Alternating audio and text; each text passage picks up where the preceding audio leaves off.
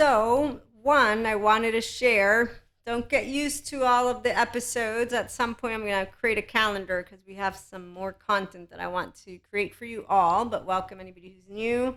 As we close today's episodes out, I wanted to share a little bit more on our lovely relationships. And that would be for the ones who are actually able to not lie, the ones of us who trust truth because truth is what we are. Okay, so it's not about being perfect. It's actually, we're all flawed, but we all like to talk from the heart that is open.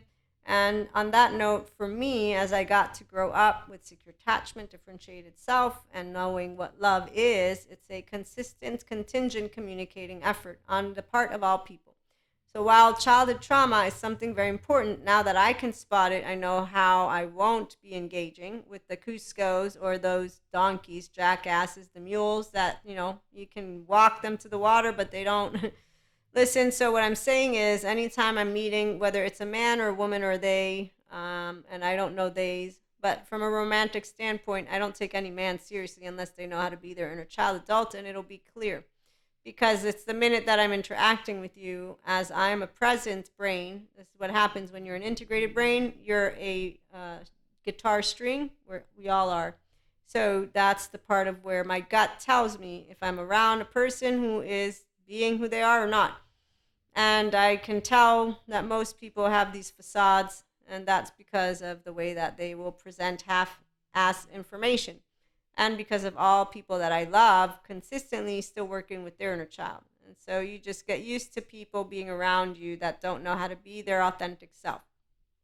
Okay, and then when you meet the authentic self, people are like, okay, this is nice because you don't have to worry about people with chips on their shoulders or people lying to you.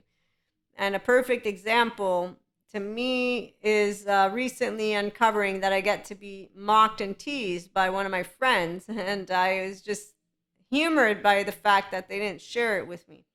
Because to me, friendship and any relationship means that I can tell you anything, not just some things.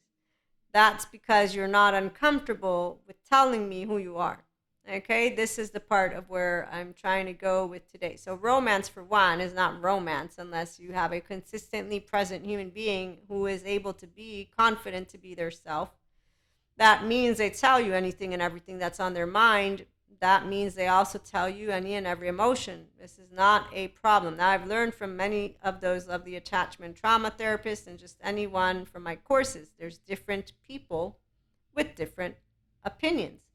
I'm sharing with you my opinion as an empowered woman who says, of course, we all will have processed our mental and emotional plane. I know, thanks to my oversoul, I've gotten to get here and tell you all about twin flame and flames and soulmates and tell you, yes, society doesn't rule the ones of us who have no shame button.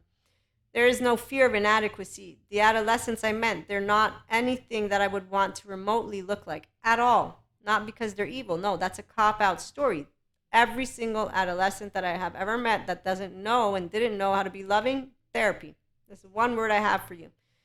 And I will look at you straight in the eyes and continue to tell you, no man, no woman, no they is a man, woman, or they to me if they don't know how to bring their inner child adult to the forefront. I will spot it. I will keep my mouth shut because it's none of my business what you do. It's your own brain, your own mind, and your own inner world.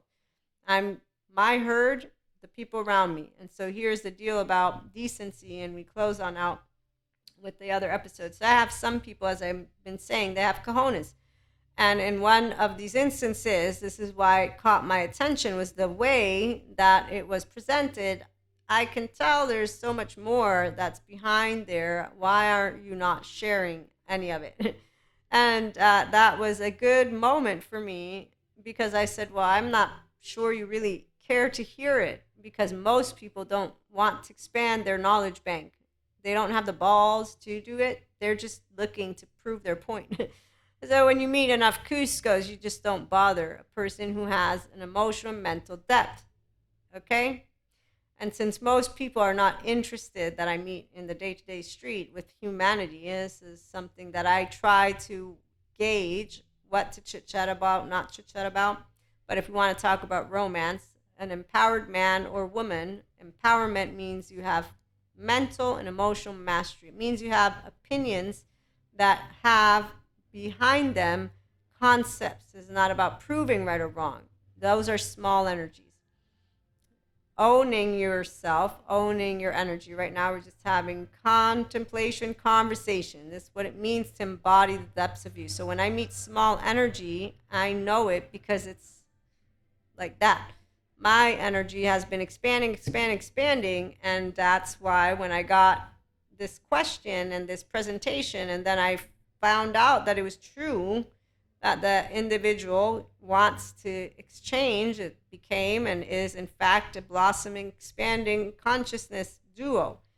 And that is beautiful. So when you find women and men and theys who are empowered, and that means from here, because they accept who they are, so they self-regulate, they're self-accountable, and they're self-aware, you're going to have some of the best relationships, romantic, friendship, all of it. Whether you're monoamory, polyamory, it doesn't matter. It's because they know who they are, the sense of self is there, they use their human name, whether they're a mystic or not, and they say, here's who I am, I want to hear what you have to say, and I won't take offense, and I won't think you're belittling me, I won't be reactive, I won't accuse you of lying or talk behind your back. They have powerful energy. They're there. That's what a piece of consciousness is. You're going to have powerful, beautiful, and deep and amazing conversations. And that's where we're headed, by the way, because we have a lot of that lovely, empowering. Besides IHP, there's all these other amazing people who are talking and sharing with you how to be the depths of you and how to keep on building relationships, which on that note, we'll have one last episode, I think. In the meantime, thank you for tuning in. Like, share, and subscribe, and have a great day.